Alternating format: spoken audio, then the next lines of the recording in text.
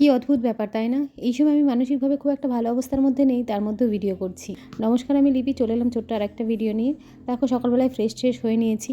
তারপরে দৈনন্দিন যা কাজকর্ম থাকে সেগুলো করছি। আসলে কয়েকদিন ধরে আমার বড় মেয়ের শরীরটা খারাপ, জ্বর আসছে। তো আজকে ডাক্তার কাছে নিয়ে যাওয়ার কথা রয়েছে।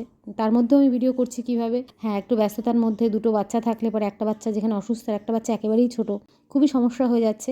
কিন্তু তার মধ্যেও আমি ভিডিও করছি কারণ এটা একমাত্র আমার ভালোবাসার জায়গা বা মানসিক শান্তির জায়গা। তো সেই কারণেই এসবের মধ্যে যখন এই ভিডিওটা করছি, এডিট করছি, তখন আমার মনে হচ্ছে কিছুটা রিলিফ পাচ্ছি মানসিকভাবে, না হলে ভীষণ টায়ার্ড লাগে। সকাল থেকে কী করলাম সেগুলো তো ভিডিওতে দেখালাম, খাপছাড়া করে দেখিয়েছি যদিও। তো ঠিক আছে, যেটুকু ভিডিওতে ধরেছি সেটাই তোমাদের সঙ্গে শেয়ার করলাম। আর দেখো এই অসময়ে একটু চা করে নিয়েছি আজকে। এই সময় চা খাই না আমি সাধারণত, তো দুধ চা করেছি রুটি দিয়ে খাবো বলে। চা খেতে বসেছি তখনই গ্যাস এসছে, আর গ্যাস অবশ্যই এখন আমরা ওজন করে নিই, কারণটা তোমাদের কোনো একটা ভিডিওতে বলবো।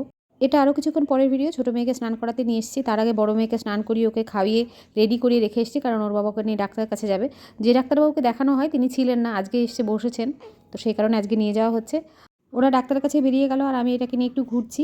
আর তারপরের ভিডিওটা অনেকক্ষণ পরের, ওরা ডাক্তার দেখিয়ে চলে এসছে, মানে এই যে ঢুকলো সবে। আজকে বেশ টাইম লেগেছে ডাক্তার দেখাতে, কারণ অনেক দিন পরে উনি বসছেন, যেহেতু অনেক ভিড় ছিল। তারপরের ভিডিওটা একদম সন্ধেবেলায় দেখো আমি ছোটোটাকে নিয়ে এইভাবে ঘুরছি। এই ব্যাগটা অদ্রিজার জন্য আমরা কিনেছিলাম, ওর বাবা বাইকে করে ঘোরার জন্য কিনেছিল, তো এখন কাজে লাগছে।